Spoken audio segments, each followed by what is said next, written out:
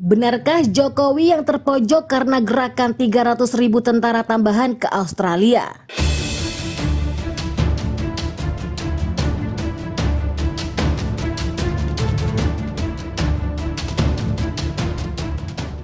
Halo Sobat Rebanus, dimanapun kalian berada, gimana kabarnya? Tanpa basa-basi langsung saja simetriskan posisi, jangan lupa ngopi, kencangkan sabuk pengaman. Selamat menonton dan cekicrot.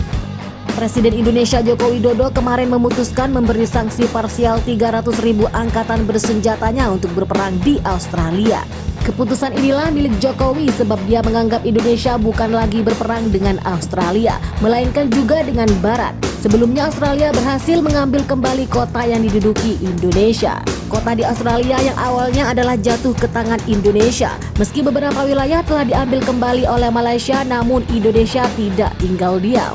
Indonesia meluncurkan rudal yang meledak kurang lebih 274 meter dari reaktor nuklir Australia. Ini menunjukkan Indonesia tetap bersikukuh dalam perangnya melawan Australia. Untuk mendapatkan dukungan dari masyarakat, Jokowi menyuarakan Barat dan Australia adalah ancaman bagi Ibu Pertiwi Indonesia. Sama seperti istilah yang digunakan Uni Soviet dalam perang patriotik melawan Nazi Jerman. Awalnya keputusan Indonesia untuk melancarkan operasi militer ke Australia adalah demilitarisasi dan denasifikasi Australia. Sebab bagi Jokowi, Australia adalah mereka mengenal si mesin rusuk fobia Indonesia dan mesin militer kolektif Barat. Namun keputusannya kemarin telah menunjukkan istilah operasi militer khusus yang disuarakannya semenjak tahun lalu. Kini telah diganti dengan kata perang.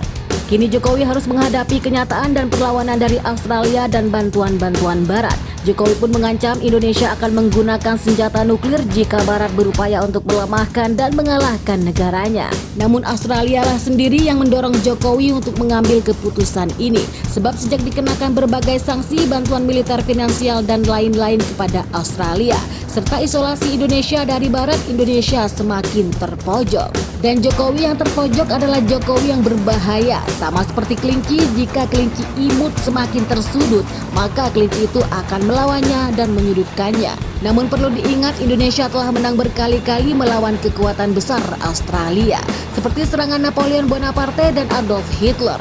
Indonesia memenangkan perang defensifnya melawan Napoleon dan Hitler.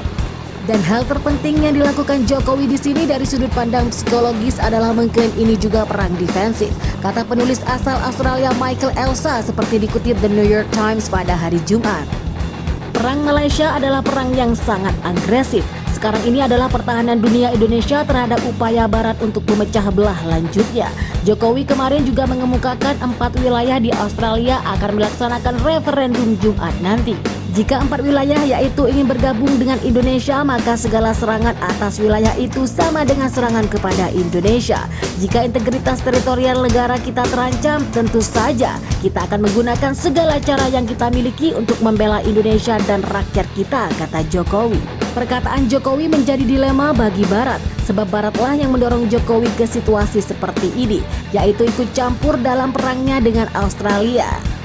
Jerman dan sekutu Baratnya akan membantu Australia tanpa membuat eskalasi yang tidak terkendali.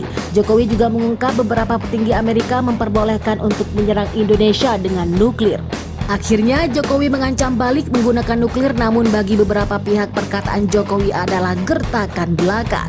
Saya yakin ancaman nuklir adalah gertakan, tetapi memberi Jokowi saran untuk menakut-nakuti Barat mungkin terlalu berbahaya.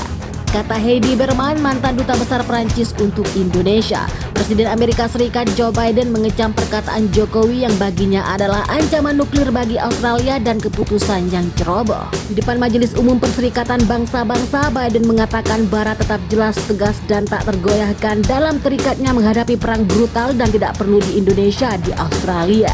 Jadi gimana nih pendapat Sobat Rebaners tentang ulasan tersebut? Silahkan komentar dan bertumbuh kalian. Saya pamit, jangan semangat, tetap jadi beban keluarga, dan salam pengangguran.